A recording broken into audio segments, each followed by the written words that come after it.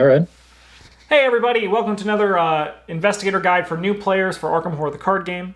Today we're going to talk about Zoey Samaras. She's from the Dunwich Legacy cycle. How we build these decks is we use cards from the cycle in which she came and 2 copies of the core set. If you only have 1 copy of the core set, we highly recommend you pick up another copy or proxy the cards you don't have. The consistency will help you win more, which is fun. It's fun to beat the game, so let's do it. Bryn, why don't you talk about Zoey because you love Zoey? Zoe's pretty cool. So first off, we got her ability. After you become engaged with an enemy, you gain 1 resource. This is very good for several reasons. Chiefly because as the blue character, you're going to end up engaging like every enemy at some point. And secondly, your cards cost a lot of money. So lots of money is a good thing.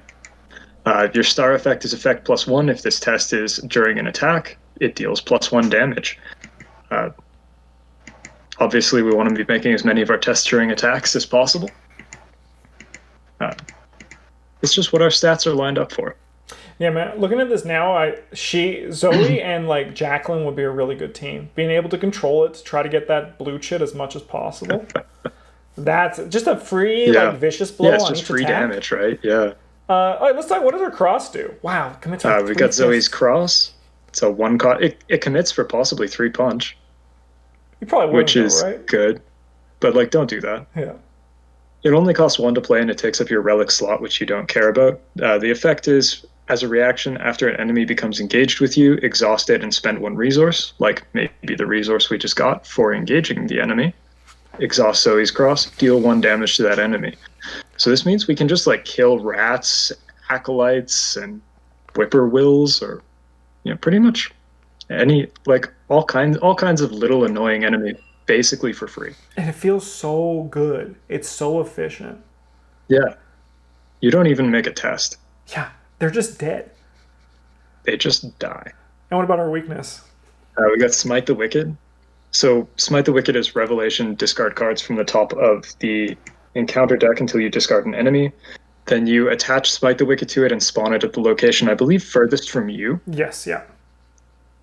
And then at the end of the end of the scenario, if you haven't killed that enemy, you take a mental trauma. This is one of the softest weaknesses. Not quite in the game, but it is very easy. Yeah. You want to be killing enemies anyway, so spawning more of them is not really a problem. And sometimes you draw it and there aren't any enemies in the deck. Yeah, and in because which case, like maybe, yeah. Like Smite the Wicked is so good in like she's from Dunwich Legacy because you're probably going to play Miskatonic Museum. If the Haunting Horror is already in play, this weakness just says basically don't draw a card. From your right. Like that happens a lot. And where then, this weakness is just don't draw a card this turn. There's also times I've seen when there was no enemies in play and Bryn as Zoey had nothing to do, then he would draw this and be like, oh, I have something to do. Yeah, sometimes you draw it and it's just like an acolyte or a rat or whatever. You just walk over and you're like, your time has come. God has decreed that you must die. God wills it. So let's start talking about our cards. So how we break this down is we go through this deck that, Bryn, did you make this deck? Or did Travis make this? Oh, maybe. Sure. We worked together on it. Heck yeah. Mostly Bryn. Oh, look, there's those 2 times shortcuts. Look at those. But how this works is we're first going to talk about, from this deck, the cards in the core set, then the cycle, then we're going to talk about upgraded cards from there. So let's talk about all the cards in the core set first, because these are the ones you're probably most familiar with. 45 automatic. It's a gun. It shoots. It kills.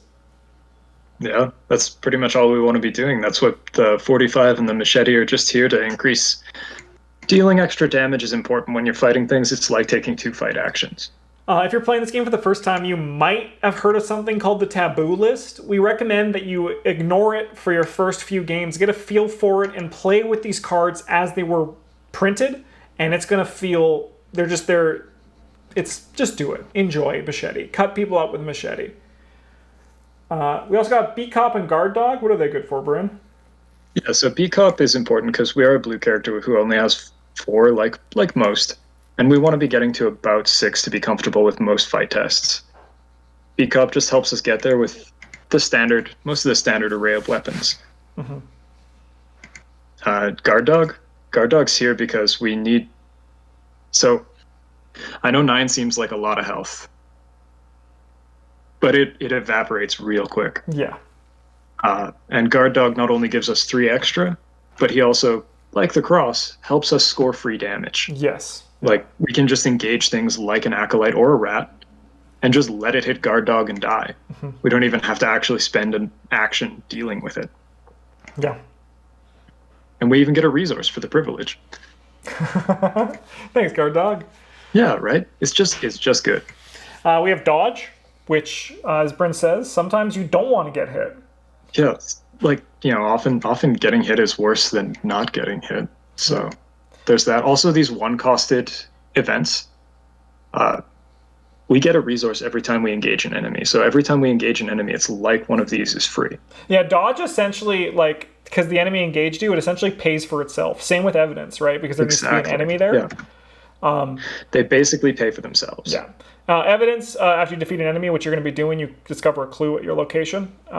I think that's really good with Zoey, especially because, as you said, she gets that thing from it. Some Guardians don't want this, but I think it works very well for her. Mm-hmm. No, it just helps out whoever's getting clues on your team, and you usually end up with more cards in hand than you can play as a blue character. The 1 copy of Lucky, so as a Dunwich Legacy, you get 5 level 0 costs of other colors.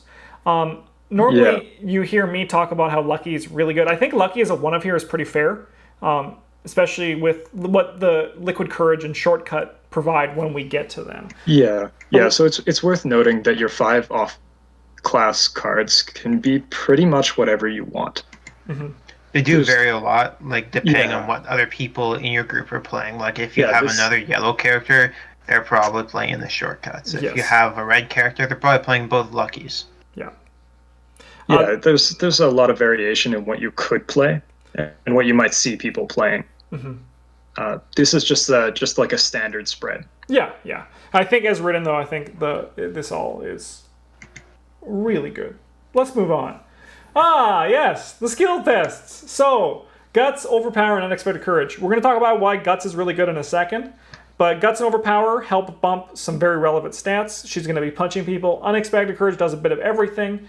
But why is Guts so good? Travis, why don't you say it this time? Justin, it's your turn. I've already explained it like 10 times. Yeah, Bryn did the last couple times. It's your turn. Guts is good because you're going to be using your book to get clues, your fist to fight monsters, and your foot to both evade monsters but also help with the treachery deck, while your brain is used pretty much exclusively for threats that come out of the treachery deck.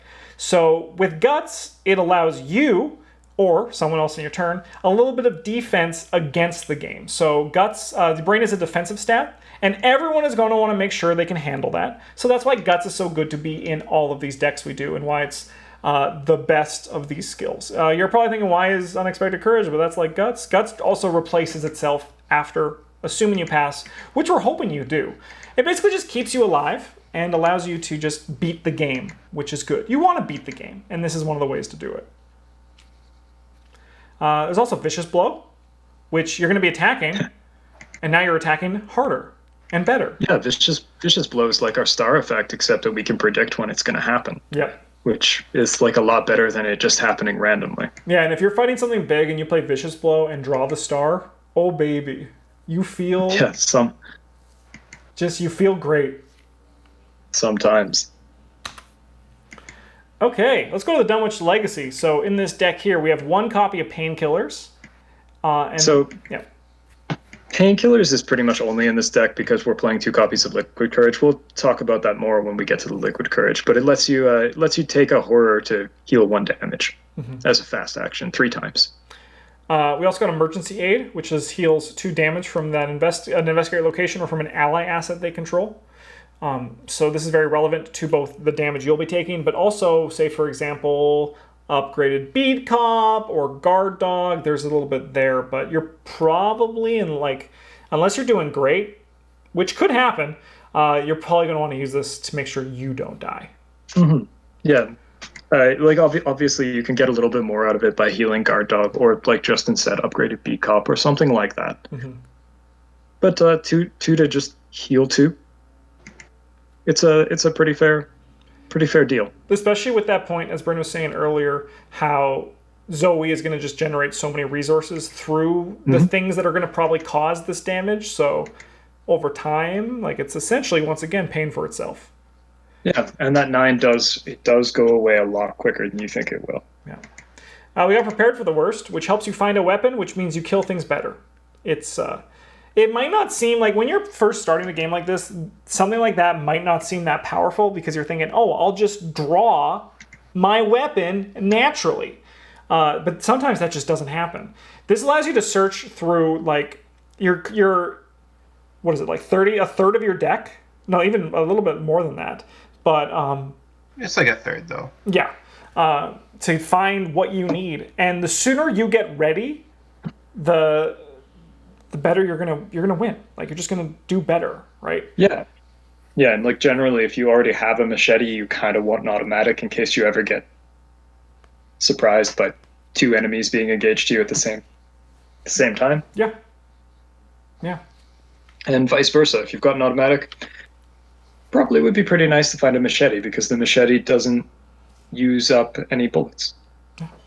Blades don't need reloading. Whoa, that's the most metal thing I've heard. Liquid Courage. Bryn, why don't you talk about this guy? Okay, so Liquid Courage, we get 4 supplies. It only costs 1 resource for us to throw down. Normally, we do often say that healing is bad. If you're healing, all you're doing is not losing. But not losing is a lot better than just losing. And this one only costs us 1 action to play down, costs us 1 resource to play. Comes with 4 supplies. We can spend a supply to heal ourselves or someone else at our location for 1, and then test brain 2. If we pass, we heal another 1. If we fail, we discard a card at random, which is, it might seem like a big deal, but like, what are the odds that you have a card in your hand that'll cripple you if you discard it, and also that when chosen at random, it will be that one? Yeah. Because Zoey plays, she doesn't play in her hand. Like, she's not like other characters in the game. She plays with the asset she has in front of her and her stats. No, she's a brain investigator. Yeah, she's a brain investigator. Yeah, you generally want to just be throwing down your important assets as often as you can. Yeah. Like as quickly as you can. And this helps you deal with the fact that you only have 6 sanity, and that goes away a whole lot faster than the 9 does. And honestly, this is probably going to heal 3 out of the 4 times with Zoey. We have 4 brain. We're probably not failing that test. We just get to test it up to as base. Yeah. Of that note, I was just thinking now, like, the Holy Rosary, actually also, she could probably benefit from that. It helps her brain out and also helps her sanity out. So that's another, if you're looking for other level 0 cards in other colors.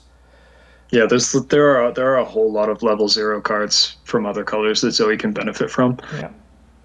Yeah, you can even like play Shriveling if you are like really want that consistency in your weapons, along with the Holy Rosary. You can be like a pseudo mage sort of. You could play like Ward of Protection, or you could play like Drawn to the Flame if you really need that help getting clues. Yeah, definitely. We also have Shortcut, which just helps you move or another investigator move. It's really good. It's free. It's fast. It's just great. Yeah, and again, this one's just here because it is generically a strong level 0 effect. Yeah. All right, let's go on. Oh, no, sorry. One more thing about Shortcut, why it's also really good, is that in Zoey, just because it helps you get to enemies quicker. Say there's an enemy with another player, this helps you get there and kill them and help your other player first. Or if you draw your Smite the Wicked and spawn something 1,000 miles away from you. Yeah, now it's only Shortcut helps you get there miles. faster. Yeah, right? I do have a quick note about the healing cards as well, where we used to play Liquid Courage in a lot of decks, but if you keep up with our playthroughs, which you might not, but you'll notice that as we go on, we play significantly less healing cards than we used to. Part of that's we've learned through experience that they're like just not very efficient, but part of that's also that we have a wider card pool, and something like Liquid Courage is good because your scenarios tend to drag out faster if you have to spend actions drawing cards to find what you need. But as you have a wider card pool, you can, instead of having to like dig for, your machetes, or you're prepared for worse, try and find your machetes, or spending actions getting resources to play your automatics, you can just play better cards like Enchanted Blade. And you just have more consistency in your deck to win faster, so you don't need that kind of healing to sustain you through the scenario. You can just race the scenario. Yeah, Liquid Courage is also in this deck because of the synergy it has with painkillers, where you can use painkillers to heal yourself, take horror, and then use the Liquid Courage to heal that off. Yeah, that being said, like, you should never feel bad about playing them. Like, it's not a bad card by any stretch. It's just part of that is also how we prefer to play. I think Liquid Courage is also probably one of the most efficient level 0 healing spells for what it provides. I mean, there's a reason that it's the one that's in all these decks. It's true, yeah. Yeah, it's not clarity of mind. Liquid Courage is sort of like getting 4 copies of like the Cherished Keepsake, I guess. Yeah.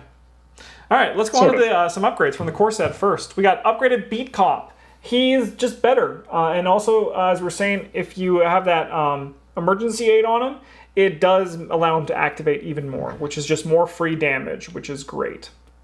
Yeah, I'd call him a little bit of a priority upgrade. Yeah, I agree with that. Yeah, especially if you're playing with a smaller card pool like the core set and Dunwich, this guy's incredible. Yes.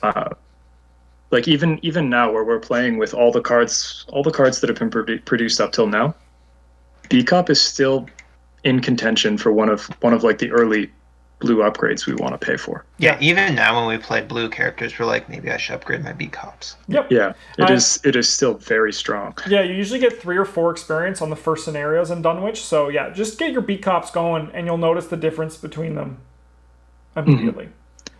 Shotgun, especially if you're playing Dunwich, because there's whippoorwills everywhere. They're aloof. You have to spend an action to engage them. But not if you have a beat cop. Yeah, he hates birds. Get those birds out of that tree. He hates birds. You're under arrest. Shotgun shoots big. Yeah. Shotgun's here if you wanted like a big flashy weapon. Yeah. If that's something you feel like doing. That's also why the extra ammunition's here. Shotgun's pretty neat. The extra ammunition's here. It's for this and one of the upgrades on the next page. So don't get extra. I wouldn't say your extra ammunition is too worth it for the 45 automatic, but you still could. I don't think it is. I wouldn't get that for just the 45. No, I agree. I agree with that assessment. Like if you're not upgrading, or if you're not reloading an upgraded weapon, yeah, it's not. Maybe extra ammunition is not so worth it. Yeah. All right. Oh, also one more thing. If you are feeling the pain of Never mind. I just realized something. I was going to say Elder Sign. So if you're looking at Elder Sign, just take a second and realize that Zoey's Cross is an amulet next slot, and that's going to take priority. So don't make the same mistake I did, but then make the right choice and just realize, I shouldn't put that in here because it takes up the next slot, which my Cross needs. You have other ways to make sure you don't go crazy, built in the deck and some other options as well. Lightning Gun. Yeah, we put a lot of effort into mitigating brain damage. Yeah. It's gun, like the part you're usually scared of. Yeah. Lightning Gun shoots big. Again, another big gun, and also really good with extra ammunition. Big shoot big. Yeah, personally, I like Lightning Gun more than the Shotgun, but it does also cost an extra XP to put in your deck, which means that you could buy Shotgun and an extra ammunition for the same price as Lightning Gun. Which in Dunwich Legacy, in the later expansions, they hand out experience like candy. In Dunwich Legacy, not as much. Yeah, it's like they realize that upgrading your deck is like fun. People want to do. And then allowed them to make scenarios harder as well. Yeah. It's nice little. Dunwich is pretty. I thought Dunwich was pretty liberal with its. It can be if you farm it.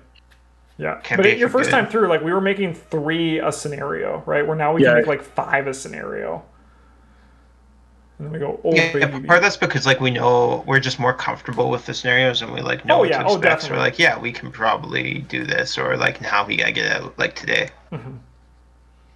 Yeah, but the Lightning Gun. So the Lightning Gun has like a lower ceiling than the Shotgun, but it also never has the part of the Shotgun where you deal 6 damage to one of your teammates. Oh, excuse me. Yeah, so this one, like lightning gun is the good one, but the shotgun's the fun one. Cool one. Yeah. We also have Brother Xavier, who packs a lot of punch in his stats. +1 brain, and you can assign damage from other horror and damage from other investigators at your location on him. And when he's defeated, he deals 2 damage to an enemy at your location. And he has 3 health and 3 horror. So yeah, this guy's an important upgrade if you're looking at playing the spell-heavy version of Zoey, where you play like shriveling or things like that. Even without that, just having 5 brain protects you from the deck pretty well. And this guy, he takes so much damage, and not just for you, for anybody you need, like at your location. And when he dies, he kills somebody else too.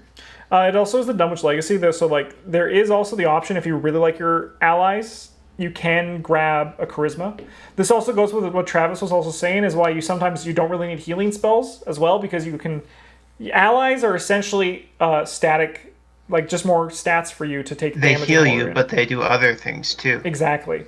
And Brother Xavier is like literally one of the best at that, because he's like, I'm going to heal you. He heals your teammates too. And then I'm going to nuke one of these dudes as well.